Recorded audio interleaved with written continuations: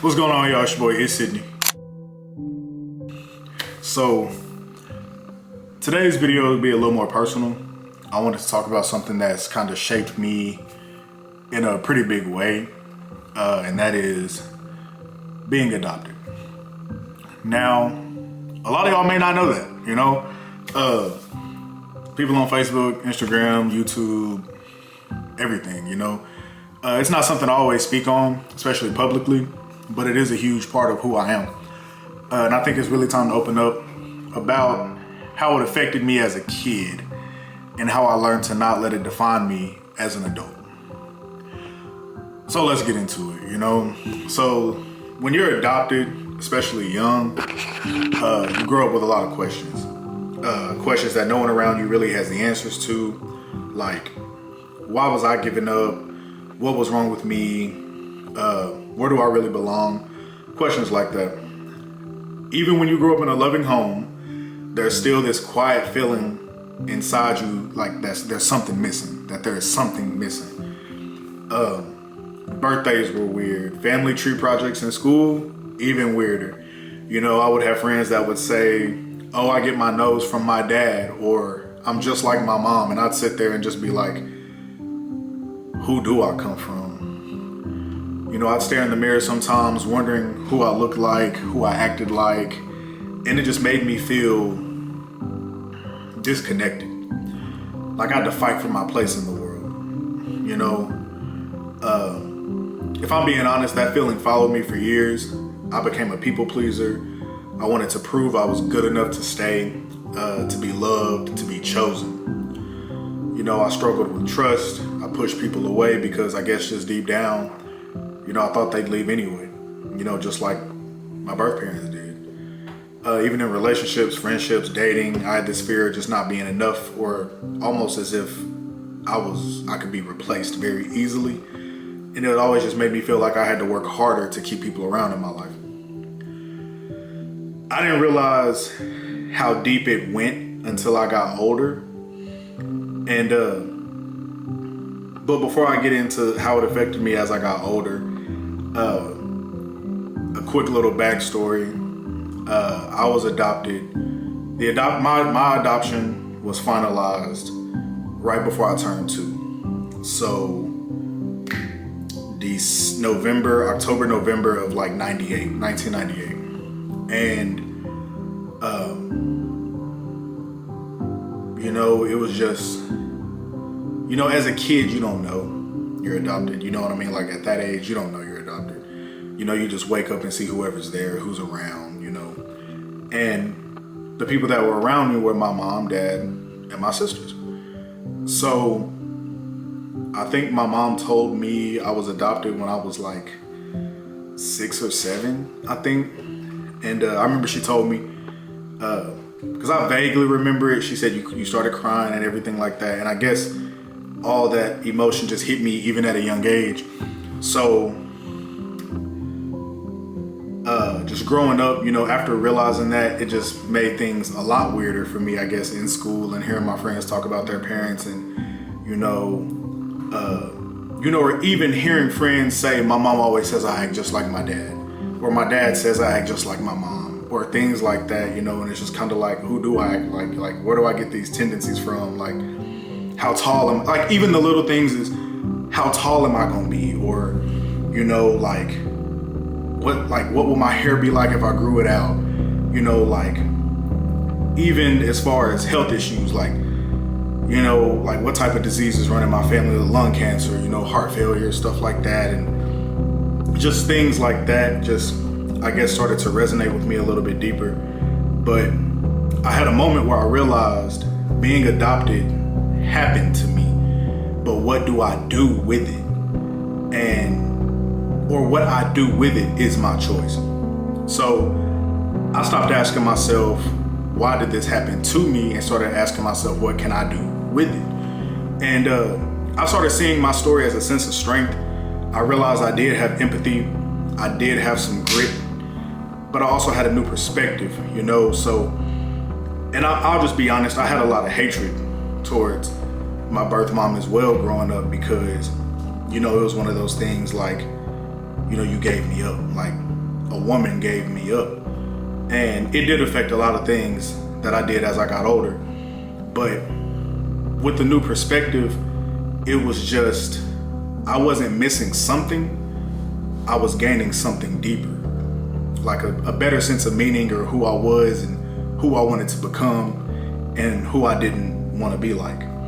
You know, I stopped letting my past hold me back, and I just started to build my future on my terms. And I think that's a big reason as to why I am very materialistic. You know, I am. Like, I don't care. People can call me materialistic. I tell all my friends and people that are around me, find something you like that costs a lot of money, because that's going to be your drive and determination. You know, and some people can say, oh, I'm not materialistic, I just want a well taken care of family. Well, you got to have decent money to have a well taken care of family. So there's that, you know. And kind of got off topic real quick, my bad. But, you know, I guess a few ways I stopped letting it affect me in a negative way. First, I faced it. You know, I stopped pretending it didn't bother me. You know, I just let myself feel it, you know, so I could heal from it. And if y'all know anything about me to any extent, y'all would know, like, Kevin Gates is one of my most listened to artists, one of my favorite artists. And in one of his songs, in the intro, he says, why do we fall? So we can learn to pick ourselves back up. You know, second, I gave myself some grace. You know, little me did the best they could. You know, little Sydney did the best he could to contain it and try not to let it affect him, and just, you know, just keep moving. And, you know, that deserves compassion, not judgment. You know, third, I created my own identity, you know, not tied to my DNA, you know, but I tied it to my values, my choices, and my heart. And the values and choices were instilled by my parents today, Marilyn and Dwight Lee, you know, and my sisters, Whitney and Brittany. You know, fourth, I leaned on people who showed up for me. You know, family isn't always blood. You know, it's who's there for you, who loves you with no conditions, you know, who's with you right or wrong, but will still correct you when you're wrong, even if you don't want to hear it. That's family.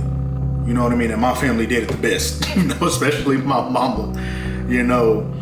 And, you know, my mama's real firm on, I'm going to tell you what you want to hear, whether you want to hear it or not, you know. And sometimes it was a little tough. Still to this day, it's a little tough, mama. I need to tone it down sometimes. But, you know, she's not telling us anything that we don't need to hear. You know, and last, I stopped living for approval. You know, I stopped needing answers I might never get.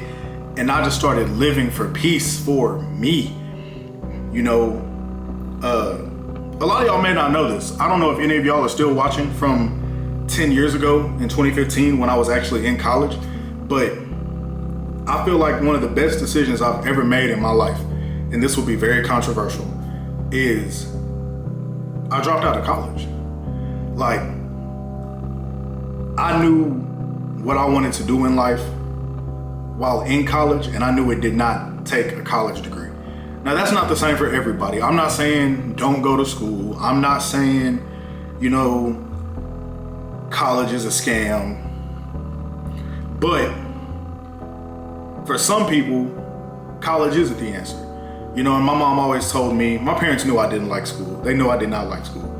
Now, it's not that I'm not smart or intelligent or anything like that, because I'm a very intelligent young man, but I lacked the discipline that school took at that age. So my mom always told me, you know, it's either college, a 40-hour-a-week job, or a military branch. And I did the school thing and everything like that, and it just wasn't for me. So 40-hour-a-week job is the route I took. You know, so it was just one of those things, you know,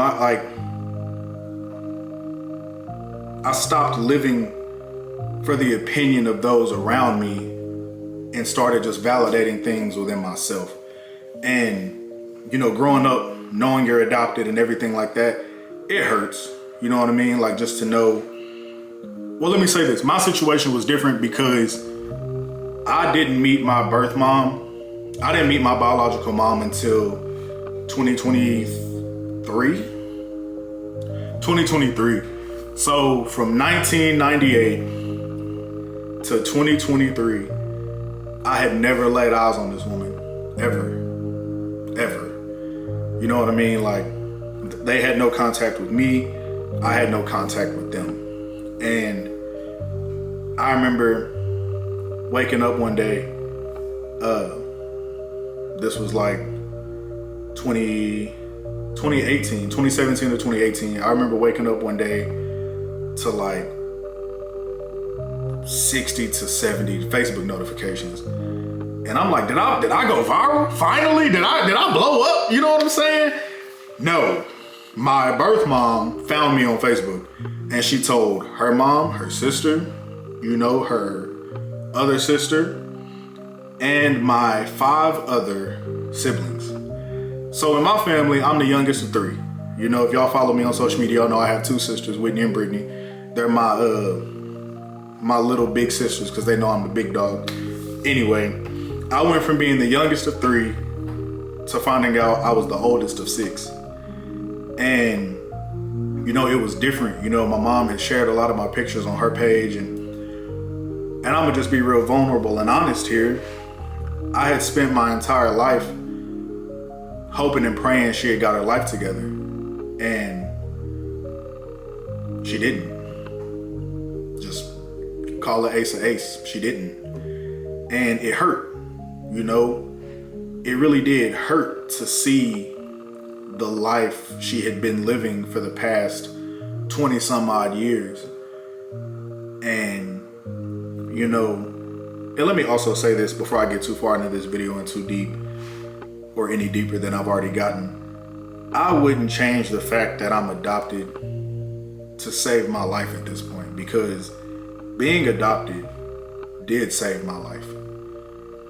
Even though, I've always felt different, even though, I don't necessarily resemble everybody in my family, even though I'm not as tall as my sisters or my dad, or maybe I'm not as smart as my mom or my dad or my sisters, or anything like that. I wouldn't change the fact that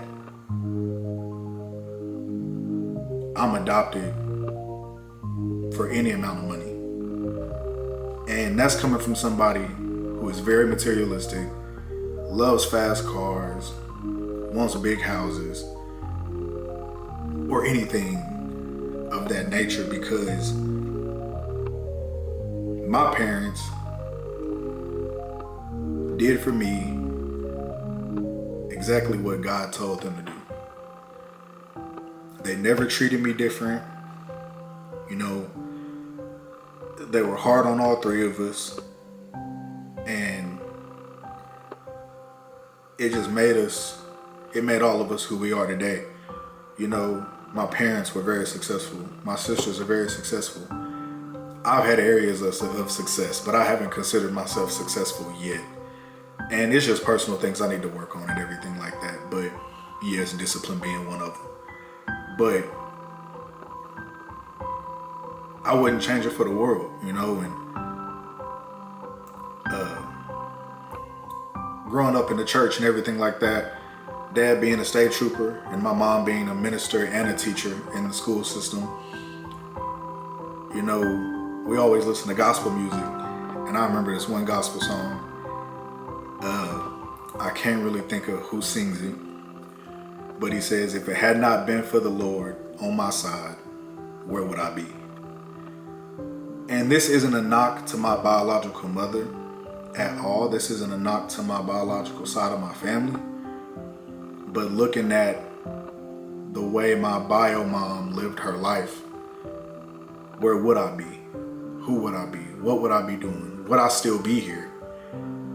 Being able to give y'all this message and inspire anybody that watches my videos. And, sometimes I think the answer is no. I wouldn't be here. But what I will do is give my biological mom the credit and the respect enough to know she did what she knew she had to do. And that was put all of us up for adoption because she knew she couldn't take care of us the way she wanted to. And you know, to my biological family, all my cousins, aunts, uncles, you know, my friends, you know, people I consider my brothers and my sisters on here or just in the world, and all of y'all know who y'all are. I consider y'all family too. And that's why like, if I call you my friend or like my brother or my sister, like I really mean that, because I don't know, again, y'all may not know this, a lot of y'all may not know I was adopted, but when I say that term, it hits a lot deeper for me. And, you know, I'm gonna close out by saying, you know, if you're watching this and you're adopted, or maybe you just ever felt like an outsider, you know, I want you to hear me. You were not broken. You were not a mistake. You were not unwanted. Your story may have started with pain, just like mine did, but it can definitely grow into some power. You know, I used to think being adopted made me less than now, or less than, but now I know it gave me depth, it gave me drive, and it gave me a story worth telling. You know, I've known I was adopted since I was like 5, we'll just say 5. And 23 years later, I'm just now coming out publicly and telling everybody I, Sydney Dwight Lee, am adopted. You know, and then again, before this gets too deep, you know, I just want to thank y'all for listening to this part of my journey. If you've connected with anything that I said, drop a comment below, tell me your story, or, you know, you can just say, hey, you're not alone. You know, if you want, and if y'all want more videos like this, real, raw, personal, make sure to hit the like button and subscribe. I got a whole lot more coming, but I appreciate y'all for watching the videos. I got love for all of y'all watching these videos. And it's one of those things, if you feel like, even if it's not adoption that's holding you back, like if you struggle with anything, like I said in my last video, anything mental health, adoption, you know, you feel like you're alone, drop a comment. You know, if y'all need somebody to talk to or anything like that, my DMs are always open. You know, I'm not too famous or too busy to answer a DM, you know what I mean? Like, especially if it's something as serious as this. But that's gonna be the end of this video.